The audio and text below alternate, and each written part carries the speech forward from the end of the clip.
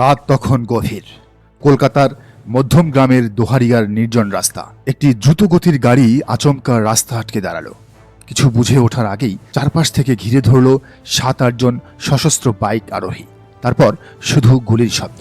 ঝাঁঝরা হয়ে গেল গাড়ির সামনের সিটে বসে থাকা মানুষটির শরীর। যিনি এই নির্মম হত্যাকাণ্ডের শিকার হলেন তিনি কোনো সাধারণ মানুষ নন। তিনি হলেন পশ্চিমবঙ্গের তৎকালীন হবু মুখ্যমন্ত্রী শুভেন্দু অধিকারীর অত্যন্ত ঘনিষ্ঠ এবং বিশ্বস্ত পিএস চন্দ্রনাথ রথ। খবরটি দাবানলের মতো ছড়িয়ে পড়ল রাজ্য জুড়ে। আর দুদিন বাদেই যে দলের নেতা মুখ্যমন্ত্রী হিসেবে শপথ নিতে যাচ্ছেন তার ডান হাত বলে পরিচিত একজনকে এভাবে প্রকাশ্যে খুন করার সাহস কার হতে পারে?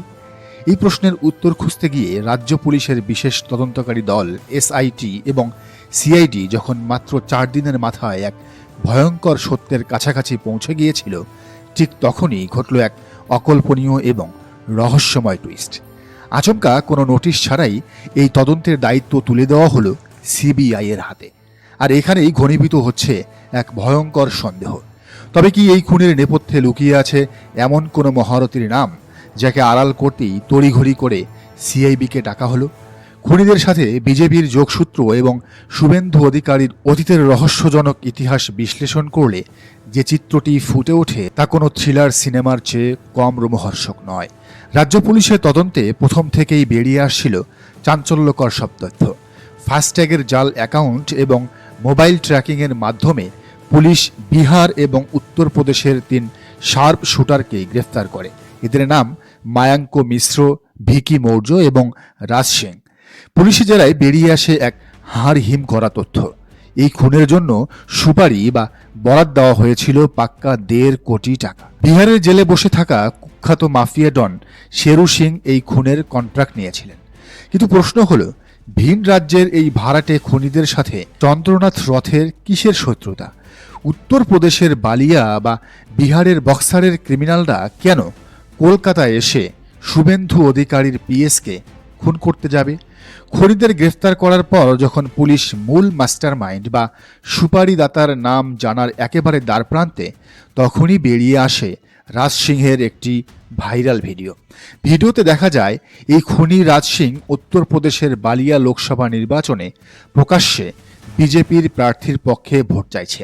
শুধু তাই নয়, উত্তরপ্রদেশের বিজেপি মন্ত্রী এবং সাংসদদের সাথে তার ঘনিষ্ঠতার প্রমাণও পুলিশের হাতে চলে আসে।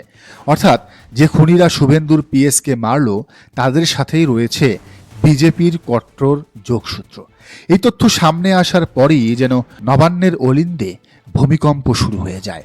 আর এর ঠিক পরপরই মঙ্গলবার দিন তড়িঘড়ি করে তদন্তের ভার রাজ্য পুলিশের হাত থেকে কেড়ে নিয়ে সিবিআই এর হাতে তুলে দেওয়া হলো। মুখ্যমন্ত্রী হওয়ার পর শুভেন্দু অধিকারী নিজেই বলেছিলেন, রাজ্য পুলিশের উপর আমার পূর্ণ আস্থা আছে। তাহলে 4 দিনের মাথায় সেই আস্থা গেল কোথায়?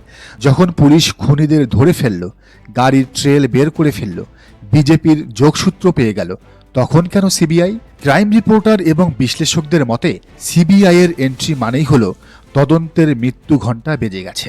সারদা কেলেঙ্কারি, নারদ মামলা সবই সিবিআই এর হাতে বছরের পর বছর ধরে পড়ে আছে, বিচার আর হয় না। রাজ্য পুলিশ যখন তদন্ত করে তখন মিডিয়া অন্তত কিছু আপডেট পায়, কিন্তু সিবিআই এর তদন্ত মানেই সব খবর ব্ল্যাকআউট।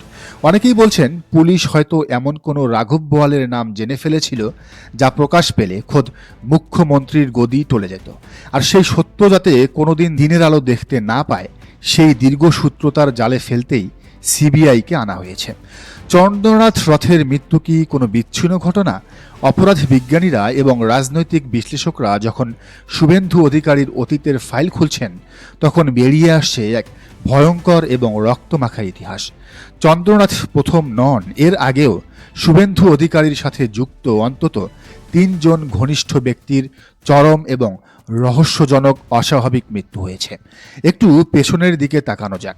প্রদীপ ঝড় 2013 সালটা ছিল 2013 সালের 4 আগস্ট। শুভেন্দু অধিকারীর আরেক ঘনিষ্ঠ সহকারী প্রদীপ ঝাড়কে নির্মমভাবে মেরে ফেলা হয়। শুভ্রব্রত চক্রবর্তী 2018 সালে শুভেন্দু অধিকারীর অত্যন্ত কাছের মানুষ এবং ব্যক্তিগত রক্ষী শুভব্রত চক্রবর্তীর গুলিবিদ্ধ মরদেহ উদ্ধার করা হয় পুলিশ ব্যারাক থেকে। এটিকে আত্মহত্যা বলে চালানোর চেষ্টা হলেও রহস্যের জট কোনোদিনই খোলেনি। গাড়ি চালক খুন 2021 সালের হাই ভোল্টেজ নির্বাচনের সময় শুভেন্দুর নিজের গাড়ি চালককেও খুন হতে হয়। এই প্রতিটি মৃত্যুর প্যাটার্ন বা ধরন একই রকম। যারা মারা গেছেন তারা সবাই শুভেন্দু অধিকারীর সবচেয়ে কাছের মানুষ, তার পিএস, তার দেহরক্ষী, তার ড্রাইভার। অপরাধ বিজ্ঞানীরা অত্যন্ত স্পষ্ট ভাষায় বলছেন, একজন রাজনীতিবিদের ছায়াসঙ্গীরা তার সমস্ত গোপন খবর, অবৈধ লেনদেন এবং ডার্ক সিক্রেটের সাক্ষী থাকেন। যখন কোনো নেতা মনে করেন যে তার এই ছায়াসঙ্গীরা তার জন্য ভবিষ্যতে বিপদের কারণ হতে পারেন বা তারা বেশি কিছু জেনে ফেলেছেন এবং মুখ খুলতে পারেন, তখন তাদের সরিয়ে দেওয়াই মাফিয়া পলিটিক্সের পুরনো নিয়ম। শুভেন্দু অধিকারীর ঘুষ নেওয়ার সেই বিখ্যাত নারদ স্টিং অপারেশনের কথা কার কার মনে আছে? ক্যামেরার সামনে তাকে টাকা নিতে দেখেছিল পুরো বাংলা।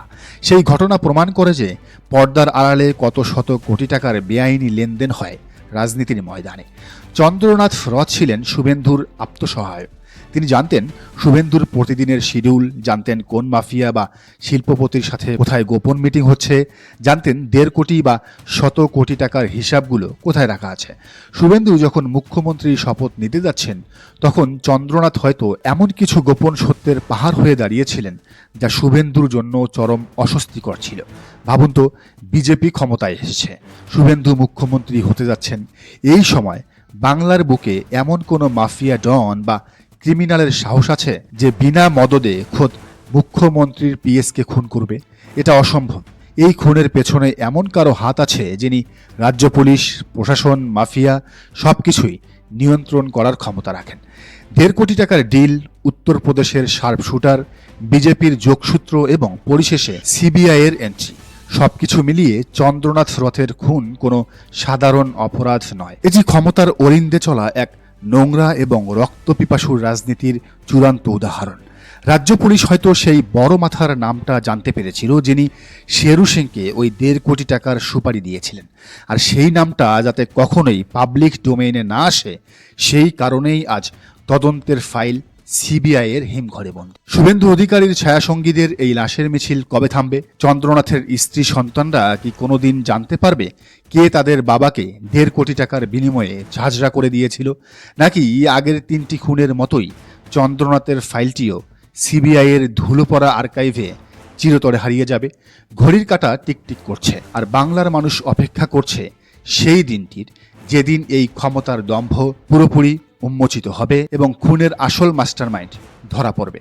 দর্শক, বিষয়টিকে আপনি কিভাবে দেখছেন জানান মন্তব্যের ঘরে। আর এই চ্যানেলে নতুন হলে অবশ্যই সাবস্ক্রাইব করে বেল আইকনটি বাজিয়ে রাখুন।